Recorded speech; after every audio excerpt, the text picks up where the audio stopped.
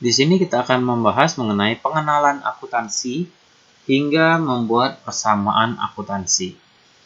Nah, pada intinya akuntansi ini adalah untuk mencatat transaksi hingga menjadi laporan keuangan. Jadi produk akhirnya yang dinanti-nantikan dari akuntansi itu adalah laporan keuangan.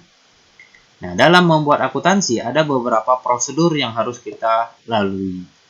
Nah, kita langsung saja dari akuntansi. Yang pertama, kita lihat dulu apakah perusahaan ini baru dibuka atau sudah lama berdiri. Kita ambil contoh saja. Misalkan tahun sekarang adalah tahun 2021. Dan perusahaan berdiri di bulan April 2021. Berarti perusahaan ini baru dibuka. Ya, anggap saja baru berdiri. Nah, perusahaan yang baru berdiri itu sudah pasti ada transaksinya. Minimal perusahaan yang baru berdiri tentunya pemiliknya akan menanamkan uang di dalam perusahaan tersebut. Nah, itu transaksi, ya. Menanamkan modal di dalam perusahaan, ya, memberikan uang di dalam perusahaan yang didirikannya. Itu transaksi, maka akan langsung dicatat di jurnal umum pada saat adanya transaksi tersebut. Nah, contoh berikutnya. Kalau perusahaan itu berdiri di tahun sebelumnya, tahun 2020, dan sekarang adalah tahun 2021. Berarti akan ada yang namanya neraca saldo awal. Ya, awal di sini berarti awal periode. Pada umumnya, awal periode adalah 1 Januari. Nah, kalau kita mencatat tahun 2021, berarti neraca saldo awal ini yang dimaksud adalah tanggal 1 Januari 2021. Jadi bisa dikatakan anggap saja jam 00. Ya, jam 00 tanggal 1 Januari 2021. Kondisi perusahaannya seperti apa? Itu akan tampak di neraca saldo awal.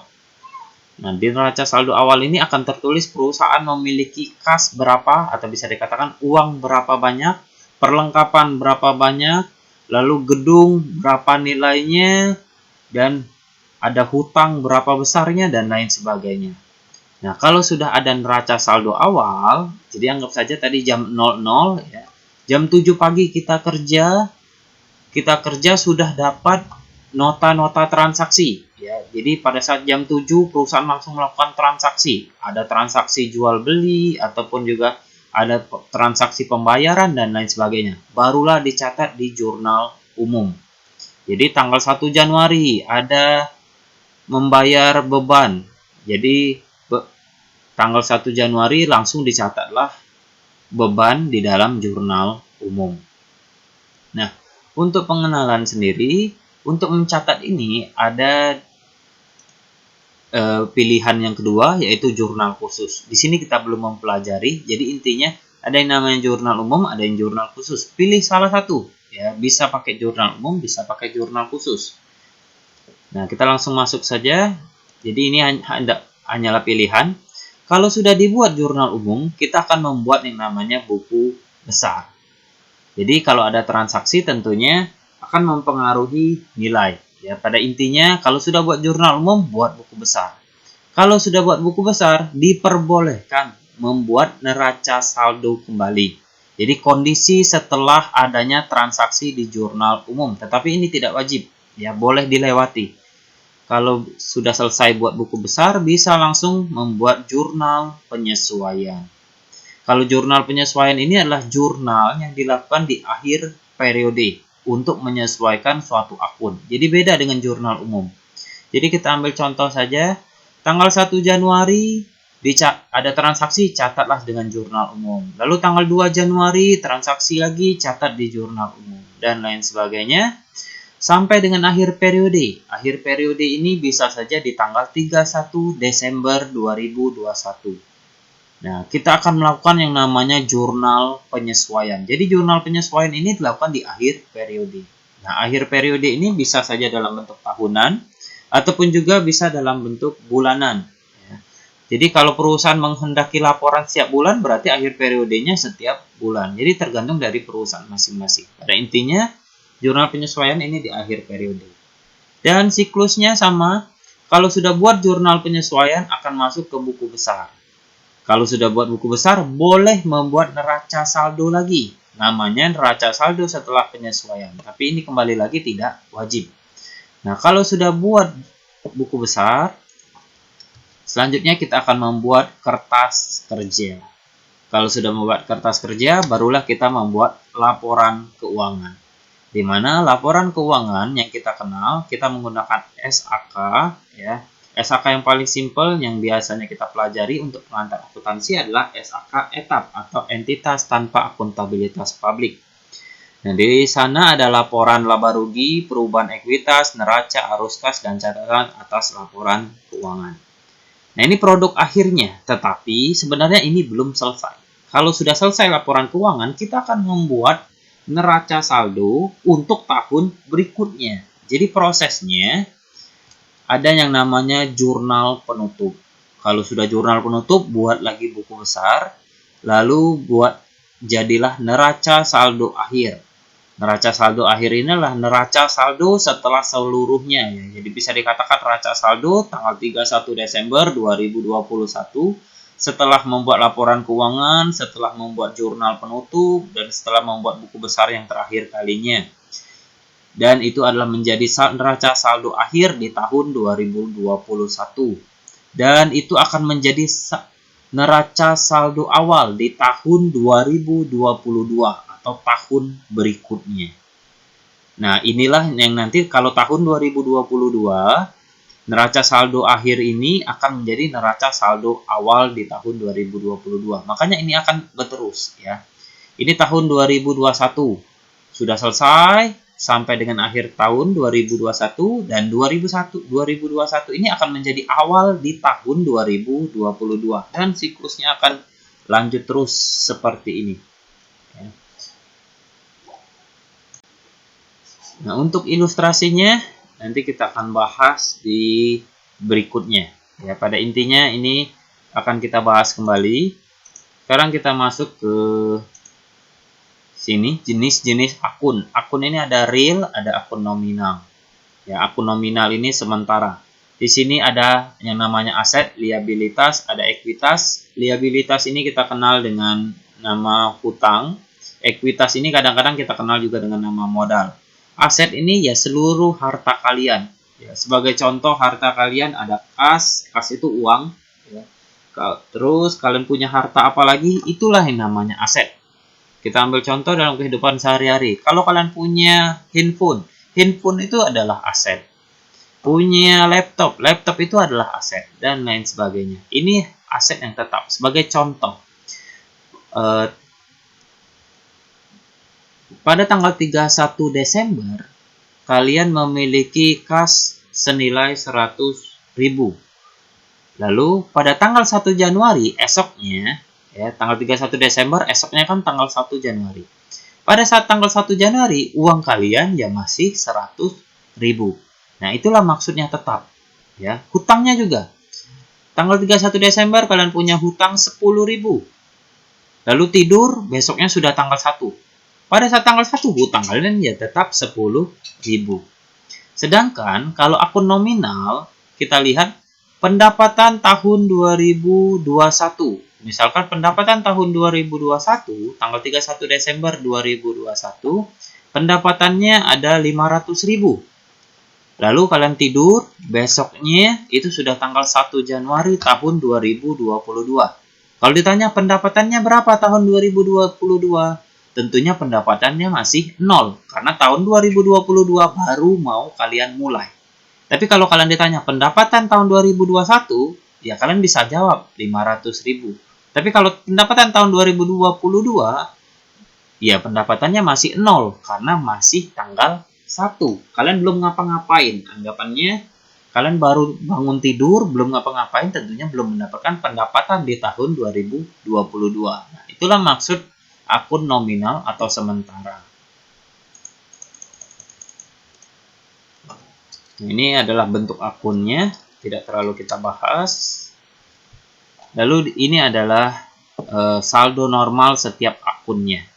Aset itu saldo normalnya debit, jadi kondisinya sama, bertambah ini ya dengan saldo normal. Jadi cara mengingatnya sama, bertambah dengan saldo normal ini sama. Aset itu bertambah di debit.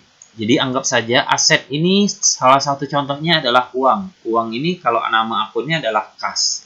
kas itu nambahnya di debit. Ya, kalau kas kalian berkurang, kalau kalian ngeluarin uang, jadi uang kalian berkurang, itu posisinya di kredit. Nah, yang mengingatnya seperti itu saja. Lalu ada hutang. Kalau kalian berhutang dengan orang lain, ya berarti kalian menambah hutang kalian. Hutang itu posisinya di kredit. Sedangkan kalau kalian bayar hutangnya, kalau kalian bayar tentunya hutang kalian akan berkurang. Nah, berkurangnya ada di posisi debit. Jadi cara mengingatnya, ingat saja, urutannya adalah aset, kewajiban, ekuitas, pendapatan, dan beban. Yang nambah di debit itu aset dan beban. Sisanya ya kebalikannya. Ya. Kewajiban kalau bertambah kredit, ekuitas di kredit, kalau pendapatan di kredit. Kalau berkurang ya kebalikan. Aset nambah di debit, berarti berkurangnya di kredit. Sebenarnya tinggal hafalkan yang ini saja. Sisanya ya kebalikan. Ini kebalikan dari yang bertambah tadi. Kalau saldo normal ya kondisinya sama dengan yang bertambah. Nanti untuk penjurnalannya akan lebih mudah dipahami ya, kalau sudah masuk ke ilustrasi. Berikutnya kita masuk ke kode akun. Nah, di sini kita akan membahas mengenai kode akun. Ada beberapa tipe ya, kode nomor urut ya, langsung saja dia tidak peduli dengan jenisnya, nomor urut 1, 2, 3 dan seterusnya. Kode blok ya 100 sampai 199 dan lain sebagainya. Ini jarang dipakai. Yang paling sering dipakai adalah kode kelompok. Di sini diurutkanlah kodenya sesuai dengan jenis akunnya. Nah, di sini 1121. 1 ini adalah kelompok akun, lalu 1 yang berikutnya adalah golongan akun dan seterusnya. Nah, kita langsung ambil ilustrasinya. Ilustrasi kode kelompok yang paling sering dipakai. Nah, sebelum kita masuk ke kode akunnya, kita lihat dulu. Di sini ada aset. Pembagian aset ini ada aset lancar, investasi, aset tetap, dan seterusnya. Kewajiban, ada kewajiban lancar, ada jangka panjang, dan seterusnya. Nah, contoh aset lancar itu adalah kas. Lalu kita masuk ke contoh berikutnya, ada aset tetap. Aset tetap ini contohnya adalah gedung, lalu ada peralatan, ada tanah, dan lain sebagainya. Nah, kita langsung masuk ke contohnya. Nah, di sini ada aset lancar. Aset lancar ini ada kas, ada piutang, ada perlengkapan, dan lain sebagainya. Dan di sini ada aset tetap. Ya, aset tetap ini digunakan untuk operasional perusahaan. Masih ada syarat-syarat untuk menjadi aset tetap. Nah, di sini kita lihat kodenya. Ini aset lancar. Kodenya karena ini sama-sama aset, makanya kodenya 1 di depannya, sama semua. Ya, karena dia sama-sama aset. Ini aset lancar, ini aset tetap. Berikutnya, ini masuk aset lancar. Kalian lihat kode berikutnya 1, 1, 1, 1, 1. Sedangkan yang ini adalah 2 dan 2. Berarti ini beda lokasi. Walaupun sama-sama aset, mereka berbeda. Ini aset lancar, makanya depannya 1, 1. Ini aset tetap, makanya depannya 1, 2. Kembali lagi, kode ini ya bisa berbeda-beda setiap perusahaan. Tetapi ini bisa membantu kalian untuk mengenal nama-nama akun. Ini masuk kategori aset yang mana, atau kewajiban yang mana, atau ekuitas yang mana. Nah, kita langsung masuk ke contoh berikutnya.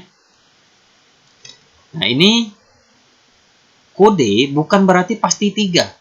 Ada perusahaan yang bisa sampai dengan 7 nomor. Ya, ini adalah contohnya kalau 4 nomor.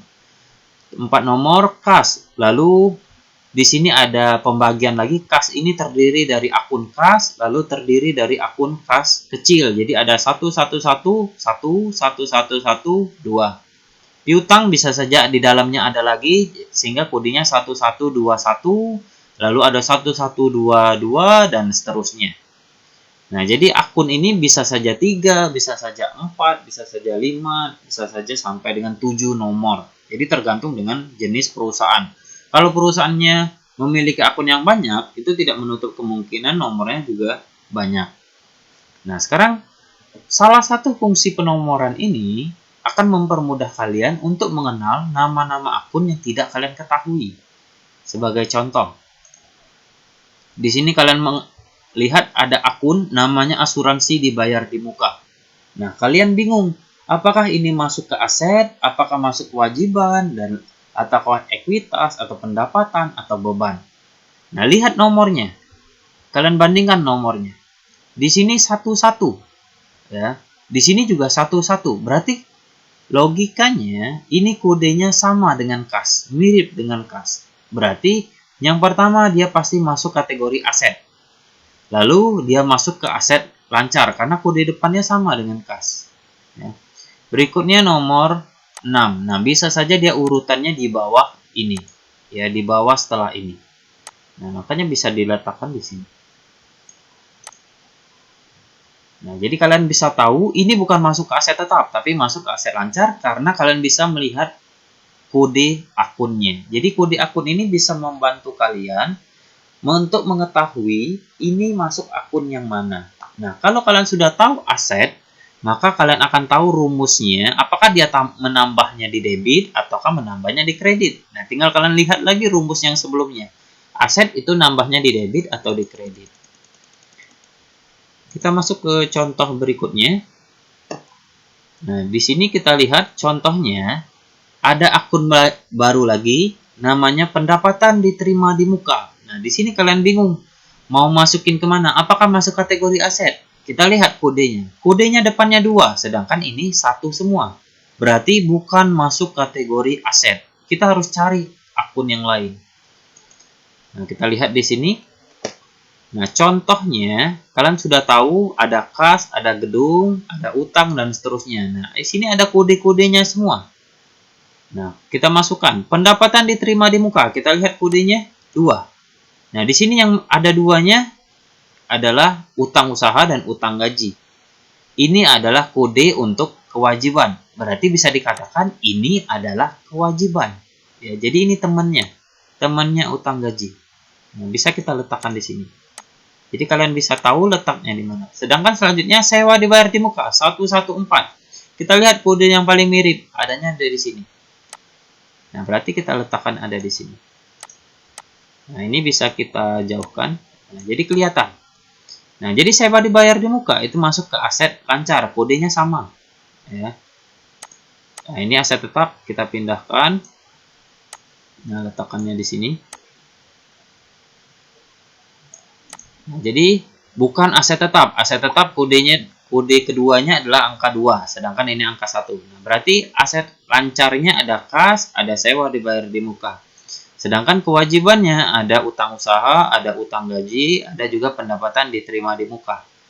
Nah, kalau kalian lihat jangan sampai di sini ada tulisan pendapatan kalian masukkan ke dalam sini. Lihat kodenya juga. Kodenya adalah 214. Berarti letaknya bukan di sini.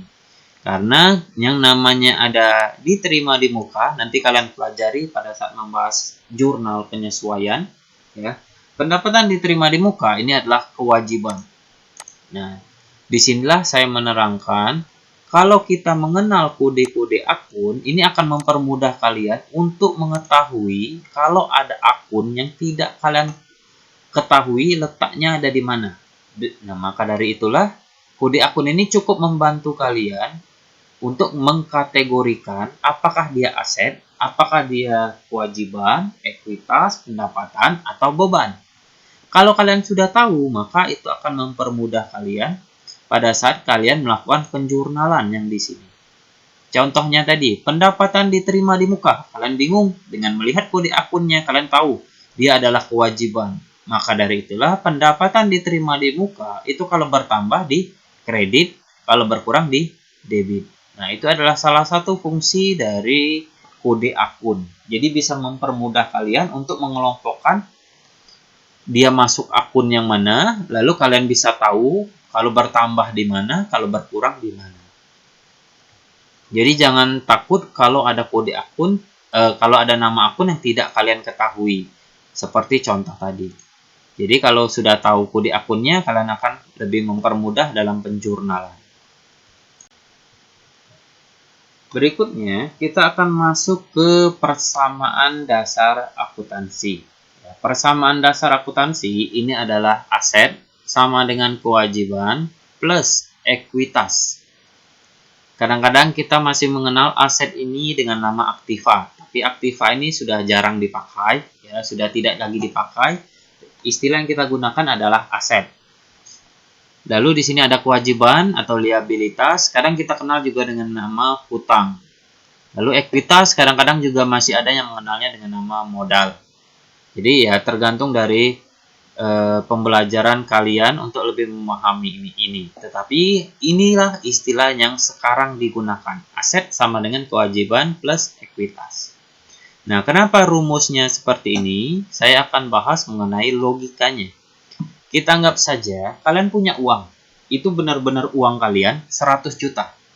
Ya. Uang kalau di akuntansi kita kenal dengan nama kas. Ya. Jadi kas itu sama saja dengan uang. Kalian punya uang 100 juta. Berarti aset yang kalian miliki, harta yang kalian miliki itu 100 juta. Ekuitasnya 100 juta. Ekuitas ini anggap saja yang kalian miliki, ya, yang benar-benar milik kalian. Uang 100 juta itu benar-benar milik kalian. Maka dari itulah kepemilikan 100 jutanya ini adalah ekuitasnya 100 juta. Nah, kita masuk contoh berikutnya. Kalian ingin berhutang. Kalian minjem uang 50 juta.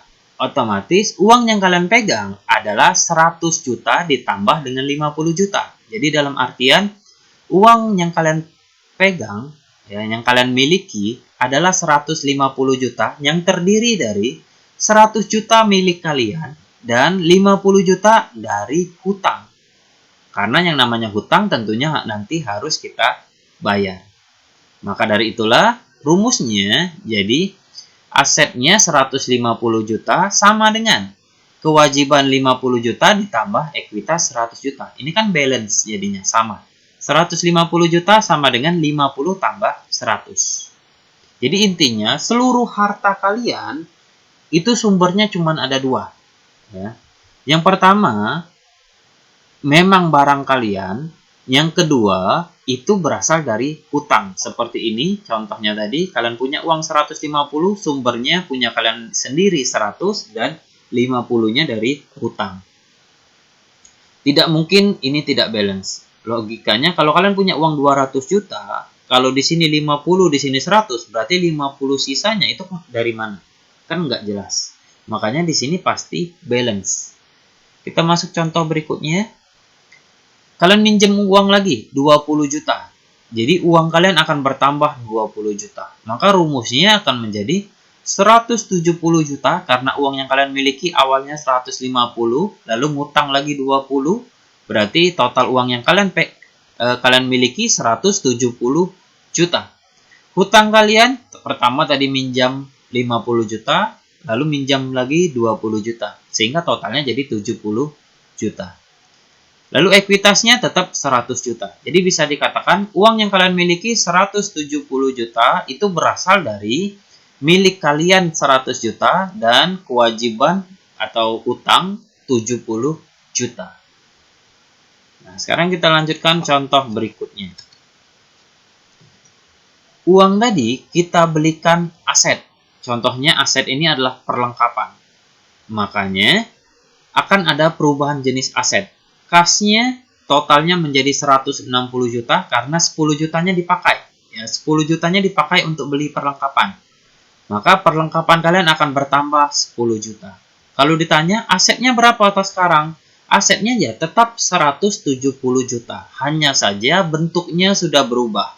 Bukan uang lagi 170 juta. Tetapi uangnya itu sudah berubah menjadi kas senilai 160 dan perlengkapan 10 juta. Kalau ditotalkan tetap 170 juta. Jadi bisa dikatakan kalau ada transaksi bukan berarti kewajiban dan ekuitasnya pasti berubah. Bisa saja hanya berubah bentuk dari aset tadi.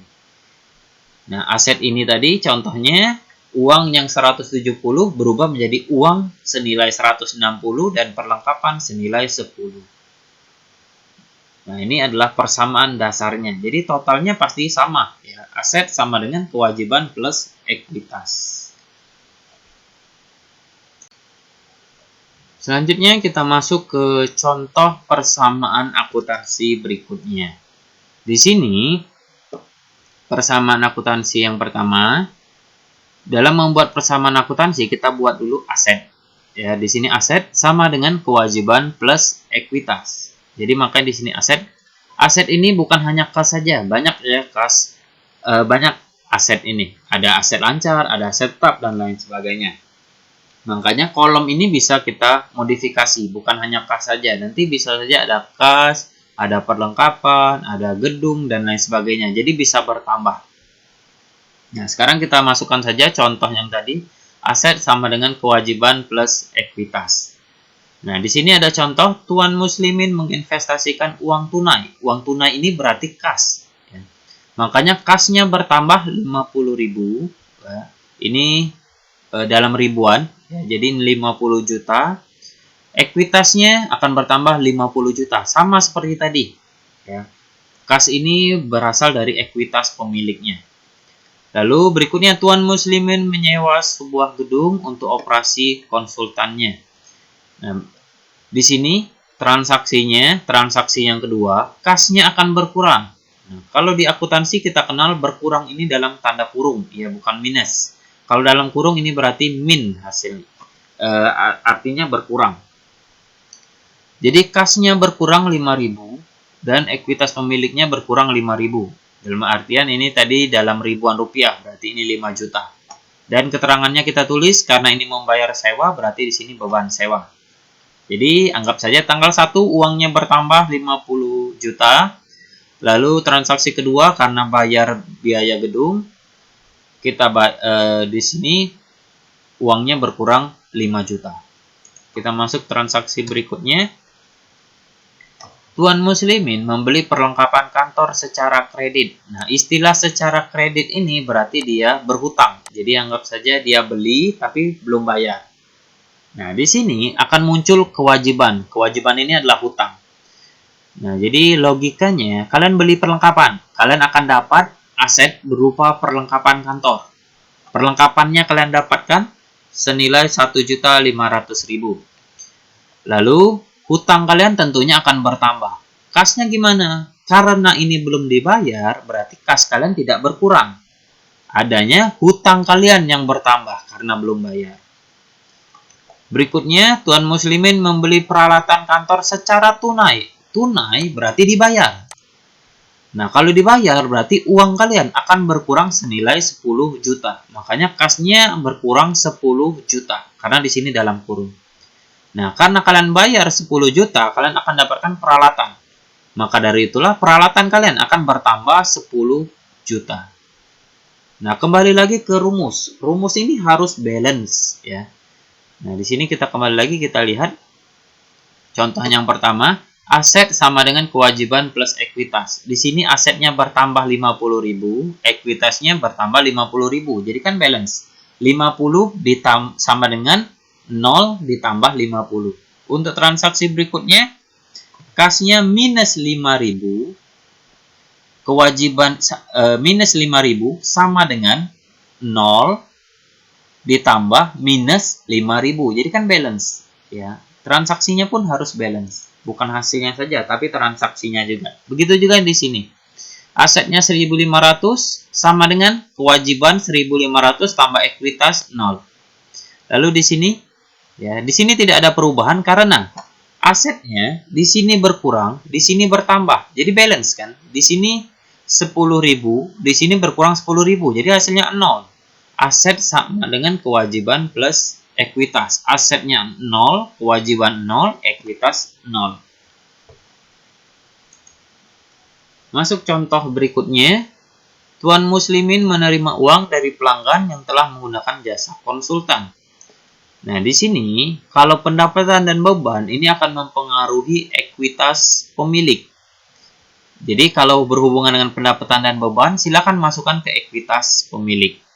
Nah, kalau pendapatan tentunya akan menambah ekuitas. Kalau beban tentunya akan mengurangi ekuitas. Logika saja. Ekuitas itu ya kita, ya pemilik. Kalian senang kalau dapat pendapatan. Berarti kalau dapat pendapatan, ekuitas kalian akan naik. Sedangkan kalau kalian bayar beban, tentunya sebenarnya akan mengurangi keuangan kalian, ya, yang namanya bayar. Maka dari itulah, kalau ada beban, maka ekuitas pemiliknya akan menurun. Nah, di sini Tuan Muslimin menerima uang dari jasa konsultan. Jadi, di sini dia akan mendapatkan uang senilai 12 juta dan ekuitasnya akan bertambah 12 juta. Kembali lagi ini pendapatan. Ya, pendapatan itu akan menambah di ekuitas. Kalau beban akan mengurangi ekuitas. Nah, contoh berikutnya ini adalah beban. Tuan Muslimin membayar gaji karyawan bulan Januari sebesar 4 juta. Nah, karena kalian bayar, berarti kas kalian akan berkurang. Kasnya berkurang 4 juta. Ekuitasnya akan berkurang 4 juta. Seperti yang saya katakan tadi, kalau pendapatan akan menambah ekuitas, kalau beban akan mengurangi ekuitas. Nah, kita ambil contoh berikutnya. Tuan Muslimin melakukan supplies of name. Supplies of name ini bisa dikatakan mengecek perlengkapannya. Ya, perlengkapannya setelah dicek, ternyata perlengkapannya ada yang terpakai.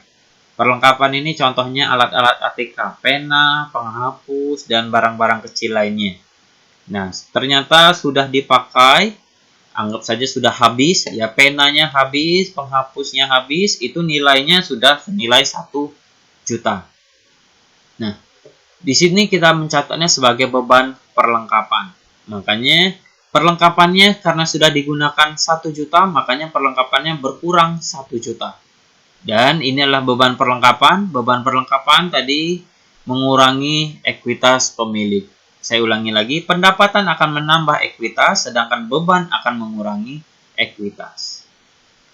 Nah, dari 7 transaksi ini baru bisa kita buat jadinya seperti ini. Nah, ini transaksi yang pertama, penyetoran modal awal, dan sampai dengan transaksi ke-7. Nah, kalau kita jumlahkan, ini hasilnya akan balance. Asetnya terdiri dari 43 juta, 500 ribu, dan 10 juta. Kalau ditotalkan itu sama dengan kewajiban plus ekuitas. Kewajibannya 1.500.000 dan ekuitasnya 52 juta. Di sini harus balance ya. Total di sini harus balance dengan total kewajiban dan ekuitas. Nah, itulah persamaan dasar akuntansi. Jadi pada intinya, nanti pada saat penjurnalan, ini bisa mempermudah kalian dengan membuat seperti ini. Tapi kalau kalian sudah paham, kalian bisa menjurnal tanpa melakukan persamaan dasar akuntansi. Nah, di sini pada intinya, aset ini bukan hanya kas, perlengkapan, peralatan, tapi masih banyak lagi. Jadi, tabel ini bisa diperbanyak lagi. Begitu juga kewajiban. Kalau kita pecah, bisa saja di sini kewajiban ada utang usaha, ada utang gaji, dan lain sebagainya. Begitu juga dengan ekuitas pemilik, ya masih bisa dipecah lagi, ada modal, ada price, dan lainnya. Nah, di sini kita permudah saja transaksinya. Rumusnya ini kembali lagi aset sama dengan kewajiban plus ekuitas. Pada transaksi pertama kalian lihat balance ya. Di sini ada nambah, di sini ada nambah. Transaksi kedua di sini ada berkurang, di sini ada berkurang. Jadi pada intinya dilihatnya dari sini. Nah, terhadap transaksi ketiga di sini ada nambah, di sini ada nambah. Transaksi keempat di sini tidak ada penambahan ya. Berarti di sini ada ngurang, di sini ada nambah. Berarti saling menghapus. Di sini nambah, di sini berkurang. Transaksi kelima, di sini bertambah, di sini bertambah. Transaksi keenam, di sini berkurang, di sini berkurang. Transaksi ketujuh, di sini berkurang, di sini berkurang. Makanya hasilnya pasti balance atau sama. Karena transaksinya sama semua. Ya, aset sama dengan kewajiban plus ekuitas. Nah, itu saja untuk persamaan akuntansi. Untuk berikutnya kita akan membahas jurnal umum. Sekian dan terima kasih.